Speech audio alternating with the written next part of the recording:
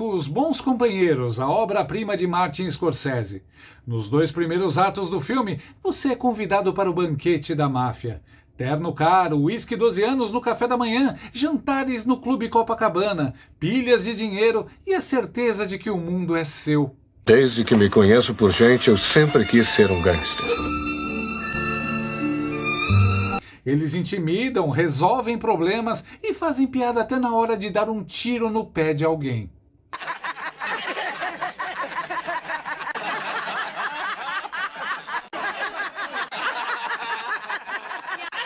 É sedutor, é perigoso, é o mal embrulhado em papel dourado. Mas no último terço do filme, o glamour vira pó. Traições, burradas monumentais, pistas deixadas no caminho, amantes vingativas e polícia no encalço. O tapete é puxado e eles começam a devorar uns aos outros. Você percebe que o mal pode até ser sedutor, mas a conta chega, e com juros. E é aí que entra o nosso STF. Por anos, como bons companheiros, se acharam intocáveis no seu castelo de areia togado. Mas agora as traições internas, as burradas e as pistas chegaram até alguém muito mais forte que eles. Donald Trump. Resultado? Ministros que antes bancavam os chefões agora estão apavorados, consultando banqueiros como um paciente em estado terminal perguntando: Doutor, quanto tempo eu tenho?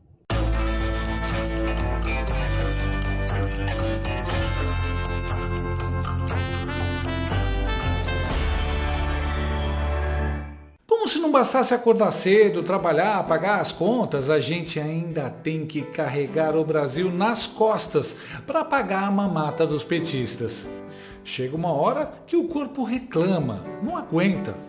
E se você tem dores nas juntas e nas articulações, seus movimentos ficam limitados e você deixa de fazer um monte de coisas. É por isso que você precisa conhecer o Nato Shark dia e noite. Ele é um suplemento alimentar natural, feito para ajudar no tratamento das dores nas juntas e articulações. Veja a reação dos inscritos aqui do canal.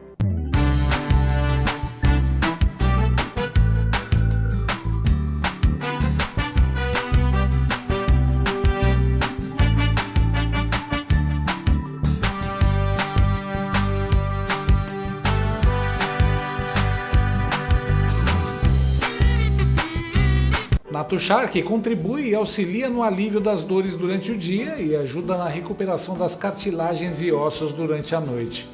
Ah, e o Nato Shark tem um alívio também para o seu bolso. Você pode parcelar em até 10 vezes sem juros e não paga taxa de entrega.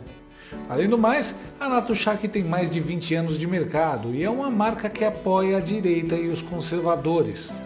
Num país com tantas grandes empresas que fizeram L, a gente tem que apoiar aquelas que têm os mesmos valores que os nossos. Então, não perca tempo, ajude o seu organismo a diminuir essas dores chatas e tenha mais qualidade de vida. Ligue para o número que aparece na tela ou acesse o link na descrição desse vídeo e peça o seu Nato Shark dia e noite, agora mesmo. Brasilinas e brasilinos, chegou um novo episódio de Supremo Medo, a saga dos togados contra Magnitsky. Lembra daqueles filmes em que o chefão do crime está no auge da carreira, mansão, jatinho, charutos cubanos e de repente, numa única cena, recebe a notícia de que o FBI congelou todas as contas? O sorriso some, a música de fundo para e o sujeito já começa a imaginar o próprio futuro vendendo cocada numa praia da Bahia.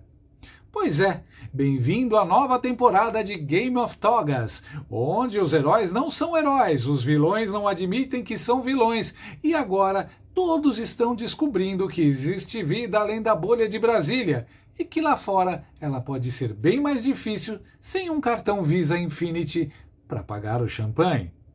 Ministros do STF estão apavorados com Lei Magnitsky, diz político com acesso direto. Um político influente, aquele tipo que conhece todo mundo, do garçom do Piantela até os ministros do STF, revelou para Lauro Jardim, do jornal do Regime, o Globo, o seguinte: os togados estão apavorados com a possibilidade de entrar na famigerada lista Magnitsky. E não é medinho não, É pânico de fim de carreira, o equivalente jurídico a você receber um SMS do Serasa no meio de um cruzeiro de aposentadoria. Porque a tal da Magnitsky não é um puxão de orelha, é sanção de gente grande, congela bens, bloqueia contas, barra a entrada nos Estados Unidos e deixa você mais radioativo que Chernobyl na baixa temporada.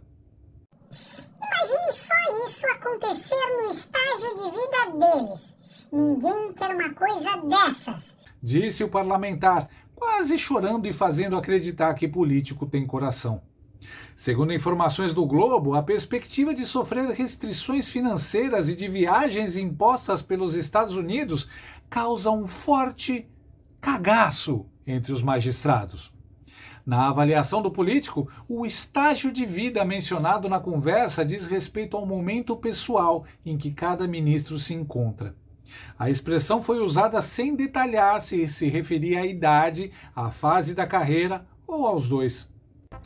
O que ministros do Supremo ouviram dos banqueiros em reunião tensa sobre crise com Trump? Bastante preocupados com as sanções impostas por Donald Trump, os ministros do Supremo Tribunal Federal tiveram uma reunião longa e tensa com um grupo de banqueiros. Cena digna de O Poderoso Chefão. Chandler Clayson, Gilmar Mendes e Cristiano Zanin, o Dream Team, ou melhor, Nightmare Team do Supremo, sentam numa mesa com banqueiros como André Esteves, do BTG, José Vita, do Itaú e Alessandro Tomal, do Santander. O clima? Cordial, mas com aquele cheirinho de medo que até o ar-condicionado sente. Eles não queriam só entender a lei, queriam saber até onde o Laranjão poderia ir. E a resposta foi tipo filme de suspense. Olha, melhor não subestimar o roteiro. Os banqueiros explicaram que até para aprovar um simples Pix, o sistema faz um pente fino para ver se você não é persona não grata na Magnitsky. E que, diferente de Brasília, banco não dá jeitinho. Um banqueiro deixou escapar o que mais incomodou. A possibilidade da mulher de Chandemar, Viviane Barcy, também cair na lista. Porque, meus amigos, você pode perder o cargo, a toga, até o direito de dar palestra. Mas se perder o cartão da mulher, aí a guerra começa de verdade. E claro, corre no STF aquela torcida silenciosa para que isso não seja com a gente. Tipo cena de O Senhor das Moscas, mas com gravata Hermès.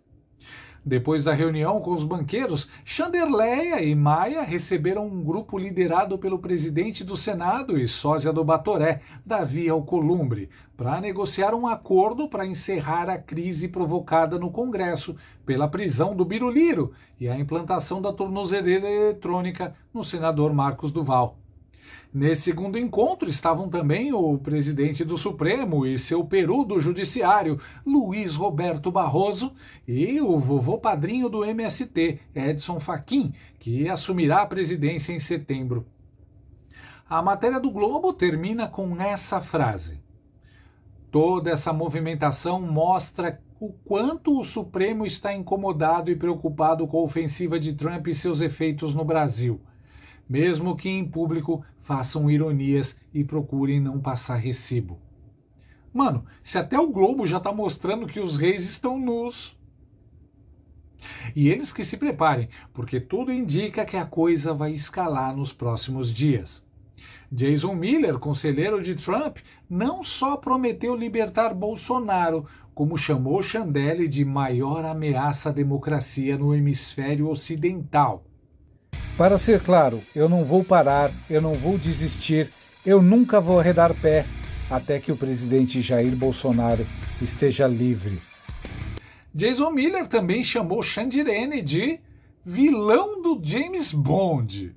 Vamos combinar, isso até é elogio. Só falta o gato no colo e um botão que abre alçapão para os tubarões. Mas o detalhe é que, dessa vez, o vilão não está num covil na neve. Ele usa havaianas, tem que tratar a Janja como gente e está na Praça dos Três Poderes descobrindo que não pode comprar passagem para Miami. A verdade é que esse tweet do Jason doeu tanto no Xandemar que até um dos maiores puxa-sacos dele, o Valdo Cruz Credo, gritou. Estão escalando cada vez mais. Nesse fim de semana, 2 assessores de Donald Trump dispararam ali torpedos contra Alexandre de Moraes, contra o governo Lula. O último foi no domingo, Jason Miller, que é o conselheiro informal ali, mas muito influente junto a Donald Trump, dizendo que não vai desistir, não vai parar enquanto Bolsonaro não estiver livre, né? Isso mostra que o governo Donald Trump agora está mirando cada vez mais no Supremo Tribunal Federal. Na questão comercial, pelo visto, ele deixou um pouco de lado. Traz até um certo alívio. Não é uma boa notícia, claro. Boa notícia seria se os Estados Unidos parassem de tentar interferir no país, tanto no judiciário quanto no governo federal. Mas, pelo menos, no lado comercial, Bárbara, parece que ele deu um tempo, né? Vai deixar ali do jeito que está, não vai aumentar nenhum tipo de sanção econômica.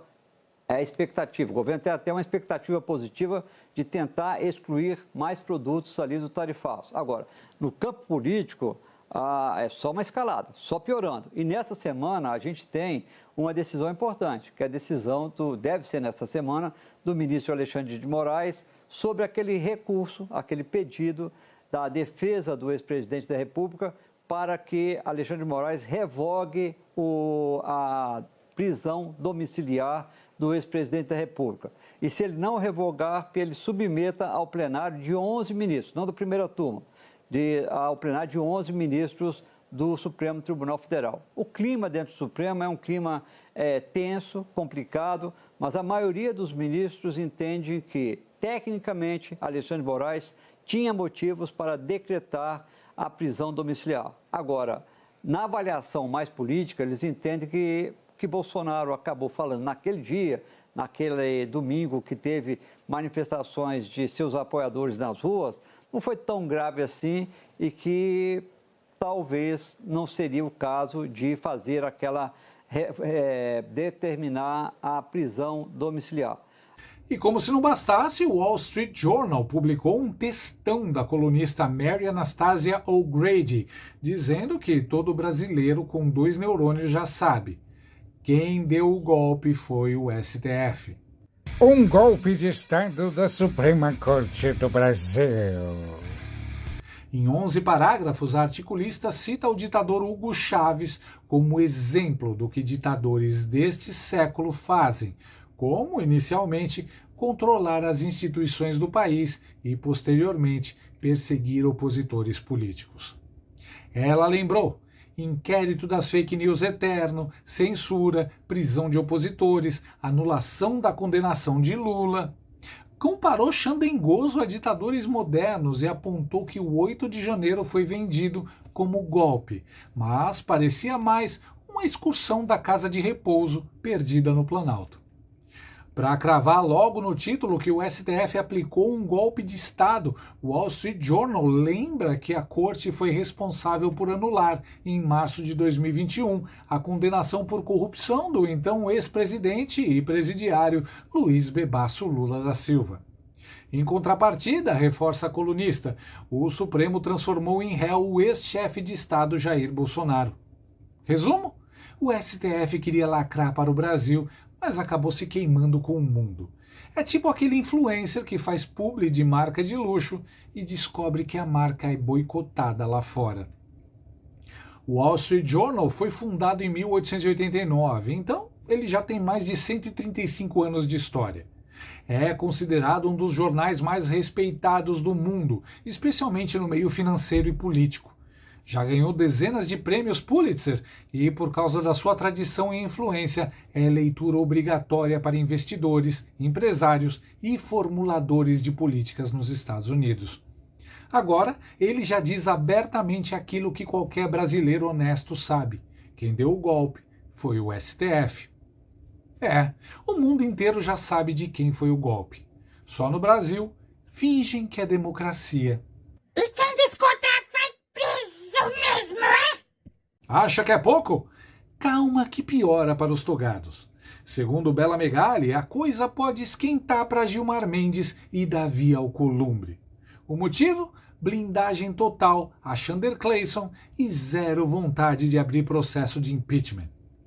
Eduardo Bolsonaro já está nos Estados Unidos conversando com quem realmente decide o jogo e, segundo ele, já livrou Gilmar e Barroso da primeira leva de sanções para dar tempo de se arrependerem. Mas Brasília é como novela mexicana. Todo mundo promete mudar, até que toca o próximo capítulo. Segundo a matéria, o 03 do Bolsonaro terá na próxima quarta-feira várias reuniões em Washington e tanto Gilmar quanto Alcolumbre farão parte dos assuntos abordados. A avaliação é que Gilmar Mendes deve ser alvo de uma punição de Donald Trump por não atuar pelo isolamento de Chandler e ajudar na blindagem do ministro. Já em relação ao Alcolumbre, a negativa de abrir o processo de impeachment contra Chandemar, após a oposição chegar a 41 assinaturas de senadores, é o fator que o colocou na mira.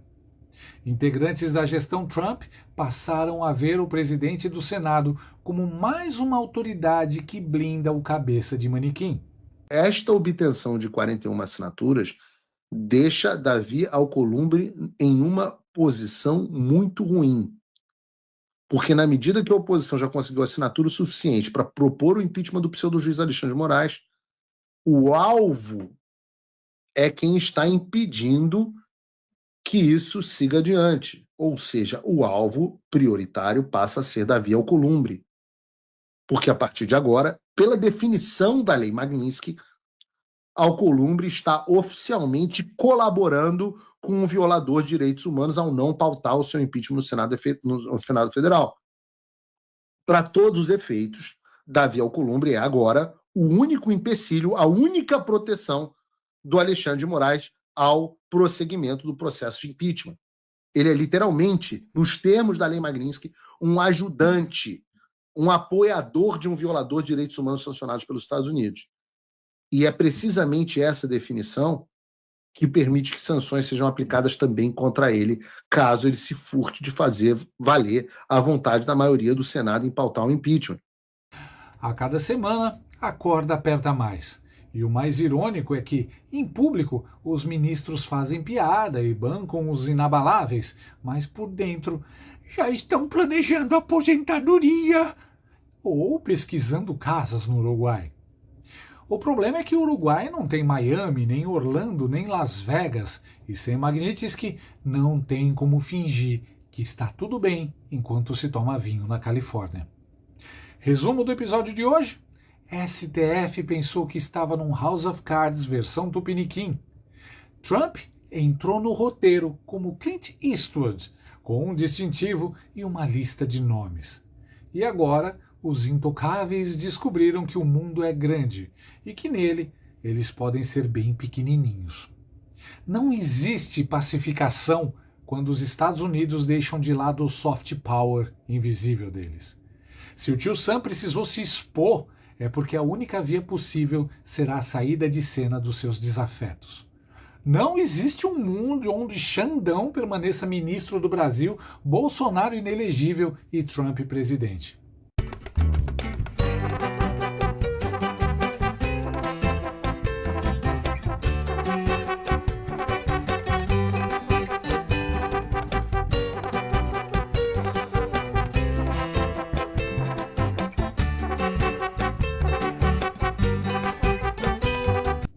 O mais curioso é que agora pode ter surgido um recuo dos togados. Fux pode empurrar julgamento de Bolsonaro para 2026.